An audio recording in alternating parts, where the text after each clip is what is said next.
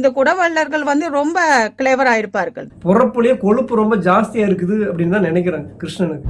உங்களை மாதிரி இருக்கிறவங்க கஷ்டப்பட்டு அந்த காசை கொடுத்து அந்த காசை கையேந்து நிக்கிற ஒரு நிலைமையை விட கொடுமையான விஷயம் நான் வேற எதுவும் பார்க்கல. வெளிநாட்டுல இருக்கிற மக்கள்கிட்ட நான் ஒன்னே தான் கேட்கிறேன். உங்களுடைய பேருக்காகவும் புகழுக்காகவும் தான் உங்களுடைய மக்களுடைய கஷ்டத்துக்காக உதவி செய்றீங்களா, இல்ல மனசார என்னுடைய மக்கள் கஷ்டமே படக்கூடாது, அவங்க நல்லா இருக்கணும்னு நினைக்கிறீங்க அப்படின்னா உங்க பேரையும் சொல்லாதீங்க, அவங்களுடைய கஷ்டத்தையும் வீடியோல போடாதீங்க, அவங்களுக்கு உதவி செய்யுங்க. திருப்பியும் அவங்களுக்கு கஷ்டமே வராத அளவுக்கு அந்த குடும்பத்துக்கு உதவி செய்யுங்க.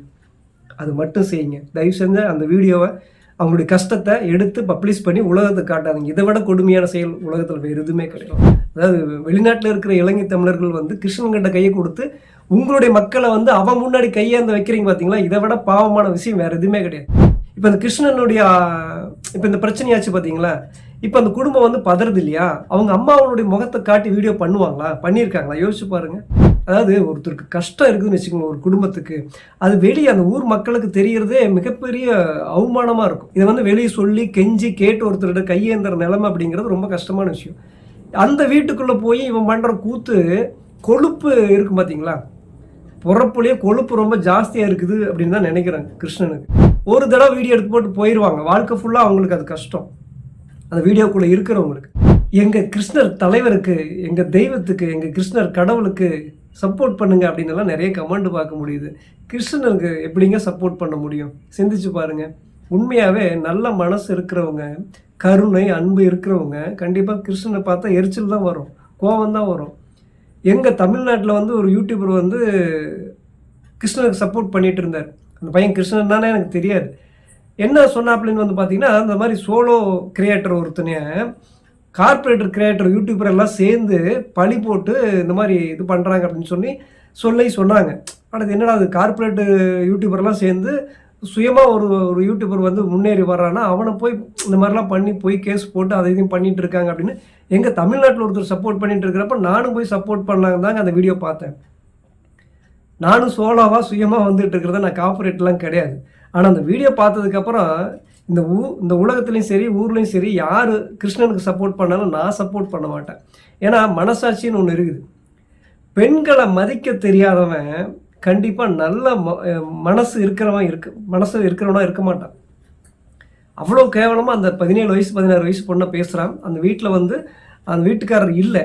அதாவது ஒருத்தருக்கு கஷ்டம் இருக்குதுன்னு வச்சுக்கோங்க ஒரு குடும்பத்துக்கு, அது வெளியே அந்த ஊர் மக்களுக்கு தெரியறதே மிகப்பெரிய அவமானமாக இருக்கும். அதாவது மானம், அவமானம், வருமானம் அப்படின்னு நம்ம தமிழர்கள் பேர் வச்சுருக்காங்க இல்லைங்களா முன்னோர்கள். வருமானம் அப்படிங்கிறது என்ன? காசு வர்றது நமக்கு வருமானம், நமக்கு வரக்கூடிய நல்ல விதமான மானம் இல்லையா. மானம்ங்கிறது எவ்வளோ ஒரு முக்கியமான விஷயம் இல்லையா. அப்போது நமக்கு வறுமை இருக்குது, கஷ்டம் இருக்குது, நம்ம குடும்பம் இவ்வளோ தூரம் கஷ்டப்படுது அப்படின்னு ஒரு குடும்பம் நினச்சிக்கிட்டு இருக்கிறப்பவே அது எவ்வளோ கஷ்டமான விஷயம். இதை வெளியே சொல்லி கெஞ்சி கேட்டு ஒருத்தரோட கையேந்திர நிலைமை அப்படிங்கிறது ரொம்ப கஷ்டமான விஷயம். அந்த வீட்டுக்குள்ளே போய் இவன் பண்ணுற கூத்து, கொழுப்பு இருக்கும் பார்த்தீங்களா, பிறப்புலேயே கொழுப்பு ரொம்ப ஜாஸ்தியாக இருக்குது அப்படின்னு தான் நினைக்கிறேன் கிருஷ்ணனுக்கு. அவன் அவ்வளோ கொழுப்பாக பேசுகிறான். கஷ்டப்பட்டு இருக்கிற அந்த குடும்பத்தில் போய் அவ்வளோ கொழுப்புத்தனமாக பேசணுமா? எவனாவது உதவி செய்கிறவன் பேசுவானா? அதுவும் தன்னுடைய காசு கூட கிடையாது. நான் என்ன சொல்ல வரேன், கண்டிப்பாக நீங்கள் உங்களுடைய மக்களுக்கு உதவி செய்யுங்க. ஆனால் கிருஷ்ணன் மாதிரியான ஆட்கள்கிட்ட காசு கொடுத்து உதவி செய்யாதீங்க. உங்கள் மக்களுக்கு உதவி வேணும், நீங்கள் உதவி செய்கிறீங்க. ஆனால் அந்த இடையில கிருஷ்ணன் மாதிரி ஆட்கள் இருக்காங்க பார்த்தீங்களா, இவங்கெல்லாம் பணத்துக்காகவே இந்த கருணை அன்பு கஷ்டம் இதையெல்லாம் பயன்படுத்தி காசு பார்க்குறவங்க.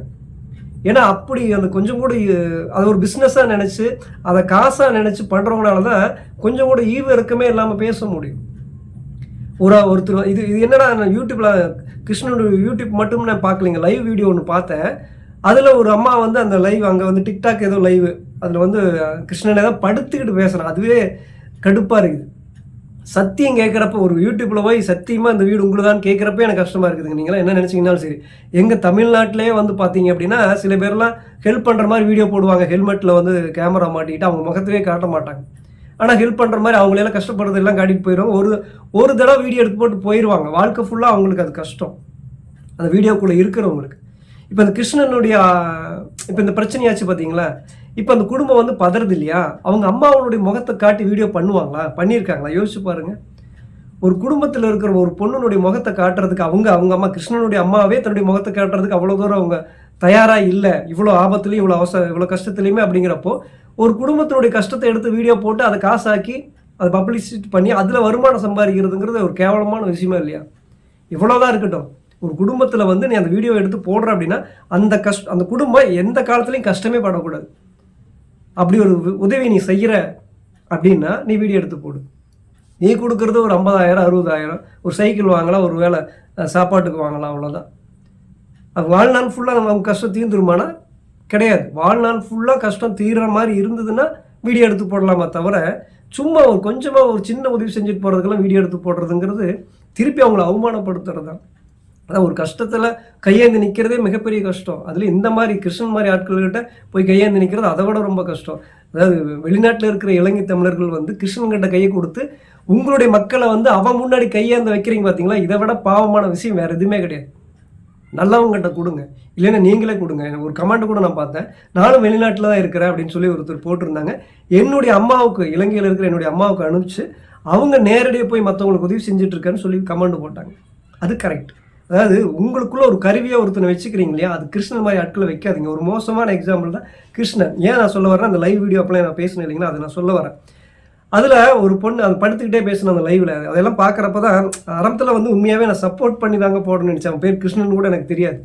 சோலாவாக ஒரு கிரியேட்டரை வந்து கார்பரேட்டர் கிரியேட்டர்லாம் சேர்ந்து இந்த மாதிரி டார்கெட் பண்ணுறாங்கன்னு சொன்னதுனால நானும் போய் சப்போர்ட் பண்ணணும் தான் வீடியோ போய் பார்த்தேன். இந்த வீடியோ பார்த்ததுக்கப்புறம் வாழ்க்கையிலேயே அவனுக்கு நான் சப்போர்ட்டை ஒரு வீடியோ கூட போட மாட்டேன் உண்மையாகவே.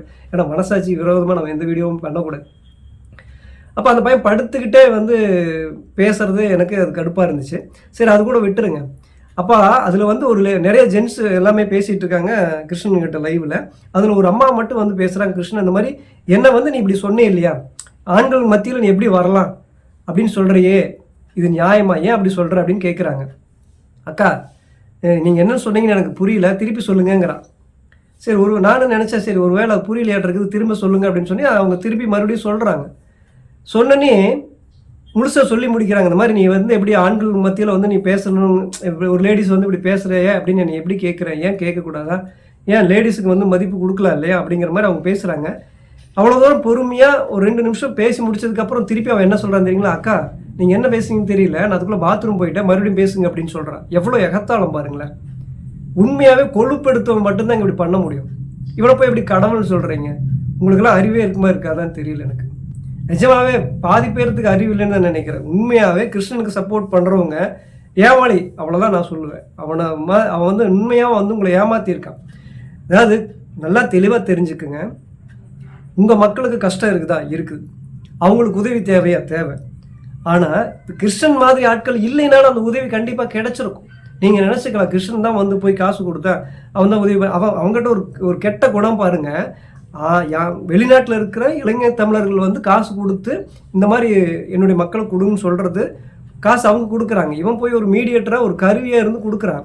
ஆனால் அங்கே அந்த குழந்தைங்கிட்டே என்ன சொல்கிறான், நீங்கள் அழுகணும், உங்கள் பிள்ளை அழுதாத்தான் அதிகமான காசு கிடைக்கும் அப்படின்னு சொல்கிறேன். நானாக இருந்தேன் இதுக்கு மேலே பயங்கரமாக அழுவாங்கிறான். யோசிச்சு பாருங்கள். அப்போ ஒரு மாதிரி நடித்து அழுது ஏமாற்றி வாங்குற குணம் அவங்ககிட்ட இருக்குதா இல்லையா? புள்ள வந்து அழுகணுங்கிறான். இது எந்த வகையில் சரியான விஷயம்? அது மட்டும் இல்லை, நாளைக்கு இந்த புள்ள படித்து நாளைக்கு பெரிய ஆளாகி போனதுக்கப்புறம் இவன் பேரை சொல்லணுமா? காசு கொடுக்குறது யாரும், கஷ்டப்படுறது யாரும், கஷ்டப்படுறவங்களுக்கு வந்து சேருது. இதுக்கு இடையில ஒரு மீடியேட்டராக இருக்கிறோம், அதுவே பெரிய பாக்கியம். அந்த இடத்துல எவ்வளோ தன்னடக்கம் வேணும் இல்லையா? அவங்ககிட்ட அது கொஞ்சம் கூட கிடையாது. எப்படிங்க அவனுக்கு சப்போர்ட் பண்ணுறது? இப்போ கோர்ட்டில் வந்து அவனுக்கு பனிஷ்மெண்ட் கிடைக்குது, தண்டனை கிடைக்குது. இதெல்லாம் என்னை பொறுத்த வரைக்கும் ஒரு விஷயமே கிடையாது. கிடைக்காம போகலாம். அவங்ககிட்ட இருக்கிற காசுக்கு அவன் நிரபராதி, எந்த தப்புமே பண்ணலைன்னு கூட வரலாம், பண்ணுனான்னு கூட வரலாம். விஷயம் இதெல்லாம் இல்லை. தயவு செஞ்சு வெளிநாட்டில் இருக்கிற மக்கள் அவங்க கையில் காசு கொடுத்து உங்கள் மக்களுக்கு கஷ்டப்படுறவங்களுக்கு உதவி செய்கிறீங்க அப்படின்னா உங்கள் மக்களை இதை விட கஷ்டப்படுத்துறதுக்கு வேறு எந்த விஷயமே கிடையாது. நான் தெளிவாக இதுதான் சொல்ல முடியும் என்னால், மனசாட்சிக்கு விரோதம் இல்லாமல். ஏன்னா ஒரு தமிழன் பெண்களை அவமரியாதையை பண்ணவே மாட்டான். அவமரியாதை பண்ணக்கூடிய பெண்களை நம்ம சுட்டி காட்டு தான் செய்யணும், அதை பேசி தான் ஆகணும். ஆனால் அந்த அம்மா வந்து அந்த லைவில் பேசுகிறாங்க ரொம்ப நல்லா பக்குவமாக. மறுபடியும் அவங்க 3வது தடவையும் பேச தயாராகிறாங்க. இருங்க வேண்டாம் மறுபடியும் சொல்கிறேன்னு அந்த அம்மா சொல்கிறாங்க. ஆனாலும் அப்போ வந்து எகத்தாளமாக கொழுப்பு எடுத்த மாதிரி அவன் பேசுகிறான். நான் கவனிக்கலை. இப்போ நமக்கு ஒருத்தர் பிடிக்கலன்னு என்ன மூஞ்சி அடிச்ச மாதிரி பேசுவோம், நேருக்கு நேராக பேசணும். இவன் வந்து வெளிப்படைத்தன்மைங்கிறான்ல, வெளிப்படைத்தன்மையில அக்கா நீ பேசுகிற எனக்கு பிடிக்கல, நீங்கள் பேசாதீங்க, கட் பண்ணிடுங்களேன், நான் கட் பண்ணிடுன்னு சொல்லணும். இதுதான் ஒரு ஒரு மனுஷனுக்கு கோபம் வரலாம், என்ன வேணாலும் வரலாம். ஆனால் நேரடியாக பேசிட்டு போயிடணும். அப்படியே பேச விட்டு போட்டு 2 நிமிஷம் பேச விட்டு போட்டு கவனிக்கலையா திருப்பி சொல்லுங்கள். மறுபடியும் 2 நிமிஷம் அவங்க பொறுமையாக பேசுகிறாங்க, அப்போ நான் பாத்ரூம் போயிட்டா கவனிக்கல, மறுபடியும் பேசுங்க அப்படின்னு திருப்பி அவன் பேச சொல்கிறான்னா எவ்வளோ கொழுப்படுத்தவனா இருப்பான். இவனை எப்படிங்க போய் கடவுள்னு சொல்கிறீங்க? இவனை எப்படி நீங்கள் வந்து கோயில் கட்டி கொண்டாடுவீங்களா? இந்த மாதிரி இருக்கிறவனெல்லாம் கடவுள் அப்படின்னா அவர் கடவுளுக்கு என்ன அர்த்தம்? கருணைன்னா என்ன அர்த்தம் அப்படின்னா தெரியாது அவங்களுக்கு. அன்புனா என்ன, கருணைனா என்ன, இரக்கம்னா என்ன, உதவி செய்கிறதுங்கிறது என்னன்னு தெரியுமா? அது ஒரு மிகப்பெரிய பாக்கியம். ஒரு தன்னடக்கம் ரொம்ப வேணும். அந்த குடும்பத்தை ஒரு குடும்பத்துக்கு போய் ஒரு உதவி செய்கிறாங்க அப்படின்னா அந்த குடும்பம் திருப்பி எந்த உதவியுமே தேவைப்படாத இருக்கிற அளவுக்கு ஒரு உதவி செய்கிறியா, அப்போ நீ வீடியோ எடுத்து போடு. அவங்களுக்கு எந்த கஷ்டமே வரக்கூடாது. இல்லையா, வீடியோவே எடுத்து போடாத. நான் கேட்குறேன், வெளிநாட்டில் இருக்கிற மக்கள்லாம் வீடியோ எடுத்து போட சொல்லி தான் அவங்க கையில் காசு கொடுக்குறீங்களா? வீடியோ எடுத்து போடு, அது மக்கள்லாம் பார்க்கட்டும் அப்படின்னு பேருக்காக உதவி செய்கிறீங்களா வெளிநாட்டில் இருக்கிற மக்கள்லாம்? இல்லை உண்மையாகவே உதவி செய்யணும்னு நினைக்கிறீங்களா? எனக்கு நான் என்ன நினைக்கிறேன்னா, வெளிநாட்டில் இருக்கிற மக்கள்கிட்ட அங்கே யாரோ ஒரு புரோக்கர் வந்து கலெக்ட் பண்ணி அவங்க வந்து மக்கள்கிட்ட போய் கேன்வாஸ் பண்ணி இந்த மாதிரி அங்கே நம்ம மக்களை வந்து ரொம்ப கஷ்டப்பட்டு இருக்குன்னு யாரோ ஒருத்தர் கிருஷ்ணன் மாதிரியே சில பேர் வந்து அங்கே இருக்கிற மக்கள்கிட்ட எல்லாம் காசு வாங்கி அதை கிருஷ்ணனுக்கு அனுப்பி இவங்கெல்லாம் ஒரு கூட்டுத்தனமாக ஏதாவது ஒரு வேலை செஞ்சுட்டு இருக்கிற மாதிரி ஏதாவது பண்ணுவாங்களோ? ஒரு கொஸ்டின் தான், ஒரு கேள்வி தான். இது நான் உறுதியாக சொல்லலை. அப்படி அங்கே வந்து கேன்வாஸ் பண்ணி அங்கே இருக்கிற மக்கள்கிட்ட அவங்களுடைய மண்டையை கழுவி அந்த மக்கள்கிட்ட காசு வாங்கி அவங்க ஒரு அமௌண்ட் அமுக்கிட்டு அதிலிருந்து ஒரு காசை கிருஷ்ணாவை கொடுத்து அவன் அது ஒரு அமௌண்ட் அமைத்திக்கிட்டு அதை வந்து அப்படியே கொடுக்குற மாதிரி காட்டுற மாதிரி நாங்கள் வந்து ஒரு ப்ரூஃபுக்காக வீடியோ எடுத்து காட்டுற மாதிரி காட்டுறாங்க அப்படின்னா இது ஒரு பிஸ்னஸ் மாதிரி தெரியலையா? வெளிநாட்டில் இருக்கிற மக்கள்கிட்ட நான் ஒன்று தான் கேட்குறேன். உங்களுடைய பேருக்காகவும் புகழுக்காகவும் தான் உங்களுடைய மக்களுடைய கஷ்டத்துக்காக உதவி செய்கிறீங்களா? இல்லை உண்மையாகவே உங்கள் மக்கள் கஷ்டப்படக்கூடாதுன்னு நினச்சி உதவி செய்கிறீங்களா? உண்மையாகவே உங்களுடைய மக்கள் கஷ்டப்படக்கூடாதுன்னு நீங்கள் நினச்சிங்க அப்படின்னா ஒரு வீடியோ கூட வரக்கூடாது. உங்கள் மக்கள் கஷ்டப்படுறாங்க அப்படின்னு சொல்லி அது எங்களுக்கெல்லாம் தெரியவே கூடாது. தெரியாமல் உதவி செய்யுங்க. உங்கள் மக்களுக்கு கஷ்டப்படுறாங்கன்னா அதுக்கு உங்களுக்கு வீடியோ எடுத்து உங்களுக்கு யார் காசு அனுப்புகிறீங்களோ வெளிநாட்டில் இருக்கிறவங்களோ அவங்களுக்கு அனுப்ப சொல்லுங்கள். பப்ளிக்ஸ் பண்ணாதீங்க, உலகத்துக்கு காட்டாதீங்க. இதுதான் உதவி செய்கிறனுடைய என்ன சொல்கிறது உண்மையான ஒரு தன்மை. இதுக்கு மேலே நீங்கள் பண்ணுறீங்கன்னா பணம் கொடுக்குறவனுக்கும் பேராசை, அவன் பேரும் புகழும் வேணும்னு நினைக்கிறான், அதை கொண்டு வந்து கொடுக்குறவனுக்கும் பேரும் புகழும் வேணும்னு நினைக்கிறான். ஆனால் இடையில கஷ்டப்பட்டுட்டு இருக்காங்க பார்த்தீங்களா, கையேந்தி உங்ககிட்ட நிற்கிறாங்க பார்த்தீங்களா, அது அதை விட பாவம். என்ன சொல்ற உங்களை மாதிரி ஆட்கள்கிட்ட கையேந்தி நிற்கிற ஒரு நிலைமை வந்திருக்குது பார்த்தியா? அங்கே தான் அந்த மக்கள்லாம் ரொம்ப ரொம்ப ரொம்ப பரிதாபத்துக்குரியவங்களாக இருக்காங்க. உங்களை மாதிரி இருக்கிறவங்க கஷ்டப்பட்டு அந்த காசை கொடுத்து அந்த காசை கையேந்தி நிற்கிற ஒரு நிலைமையை விட கொடுமையான விஷயம் நான் வேறு எதுவும் பார்க்கல.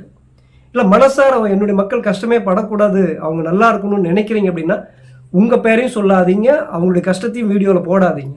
அவங்களுக்கு உதவி செய்யுங்க. திருப்பியும் அவங்களுக்கு கஷ்டமே வராத அளவுக்கு அந்த குடும்பத்துக்கு உதவி செய்யுங்க. அது மட்டும் செய்யுங்க. தயவு செஞ்சு அந்த வீடியோவை அவங்களுடைய கஷ்டத்தை எடுத்து பப்ளிஷ் பண்ணி உலகத்துக்கு காட்டாதீங்க. இதை விட கொடுமையான செயல் உலகத்தில் வேறு எதுவுமே கிடையாது.